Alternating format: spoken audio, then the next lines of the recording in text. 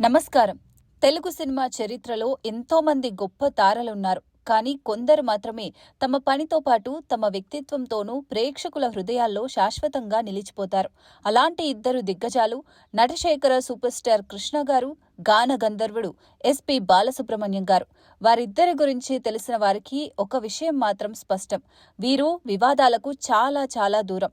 నిర్మాతలను ఎప్పుడూ ఇబ్బంది పెట్టని గొప్ప మనసు కృష్ణ గారిదైతే, కోపం అనేదే ఎరుగని వినయశీలి ఎస్పీబీ గారిది. వృత్తిపరంగా చూస్తే కృష్ణ గారు నటించిన తొలి రోజుల నుంచి ఆయన పాటలకు ప్రాణం పోసింది బాలుగారు. ఒకానొక దశలో పాట పాడుతున్నది ఎస్పీబీ కాదు, స్వయంగా కృష్ణగారే అనిపించేంత సహజంగా వారి గానముండేది. అయితే ఇంతటి గాఢమైన మైత్రి ఏకంగా ఏళ్ల తరబడి మాటలు లేని పాటలు లేని అగాధానికి దారితీసింది అంటే మీరు నమ్మగలరా? వివాదాలకు దూరంగా ఉండే ఆ ఇద్దరు మహామిత్రుల మధ్య అపార్థానికి కారణమేమిటి?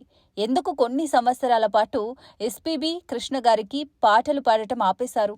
ఆ రహస్యాన్ని సాక్షాత్తు బాలుగారే ఓ ఇంటర్వ్యూలో వివరించారు.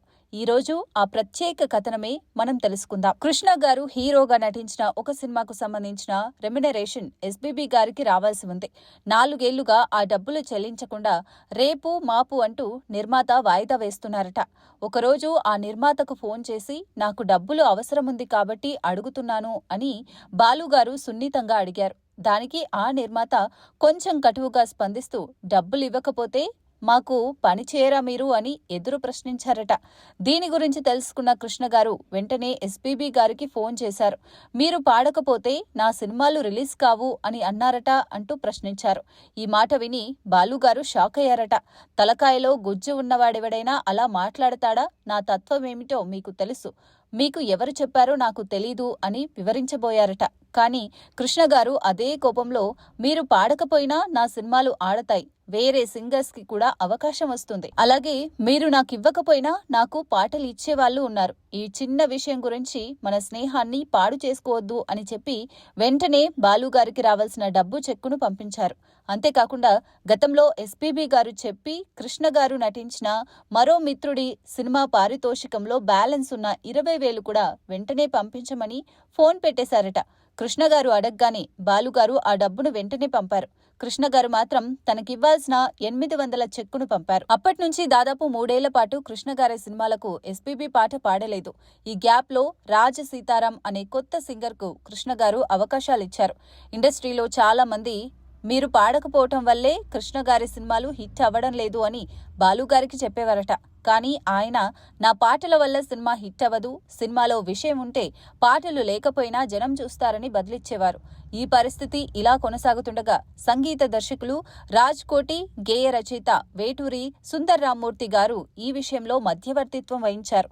వేటూరి గారు, జరిగిందేదో జరిగిపోయింది, మీ ఇద్దరినీ కలుపుతాను, మనసు విప్పి మాట్లాడుకోండి అని బాలుగారితో చెప్పారట. అంత పెద్దవారు నా దగ్గరికి రావడం ఏంటండి, నేనే అవకాశం ఇస్తే ఆయన దగ్గరికి వెళ్లి ఎక్స్ప్లెయిన్ చేస్తానని బాలుగారు వినయంగా చెప్పారు. వెంటనే పద్మాలయ స్టూడియోస్ కి వెళ్లి కృష్ణగారిని కలిసిన ఎస్పీబీ గారు, సార్, మన వల్ల ఇండస్ట్రీలో చాలా మంది ఇబ్బంది పడుతున్నారు, మన మధ్య ఈ అభిప్రాయ భేదం రావడానికి కారణమేమిటి అనేది ఎక్స్ప్లెయిన్ చేయడానికి వచ్చానని అన్నారట. ఆ మాటలకు కృష్ణగారు ఒక్క మాటలో, వద్దండి, అన్నీ వదిలేయండి, మన ఇద్దరం రేపటి నుంచి కలిసి పనిచేస్తున్నామని చెప్పి ఆ సమస్యను అక్కడితో ముగించారు. అసలు గొడవ రావడానికి కారణమేమిటి, ఆ నిర్మాత ఎందుకలా మాట్లాడారు అనే విషయం గురించి కృష్ణగారు అడగలేదు, బాలుగారు కూడా చెప్పలేదు. వారి స్నేహం ఆ ఒక్క మాటతో మళ్లీ మొదలైంది. నిజానికి ఎస్పీబీ గారు తన కెరీర్ ప్రారంభంలో అవకాశాలు తగ్గిన సమయంలో కృష్ణగారే ఆయనకు అండగా నిలిచారట. సంవత్సరానికి నావి 4-5 సినిమాలుంటాయి, అన్ని పాటలు మీరే పాడండి అని చెప్పి సింగర్ గా బాలుగారు స్థిరపడడానికి ఎంతో హెల్ప్ చేశారు. అందుకే కృష్ణగారు చాలా గొప్ప వ్యక్తిత్వం ఉన్నవారు. అలాంటి హీరో దొరకడం చాలా కష్టమని ఎస్పీబీ గారు తమ చివరి రోజుల్లోనూ గుర్తు చేసుకున్నారు.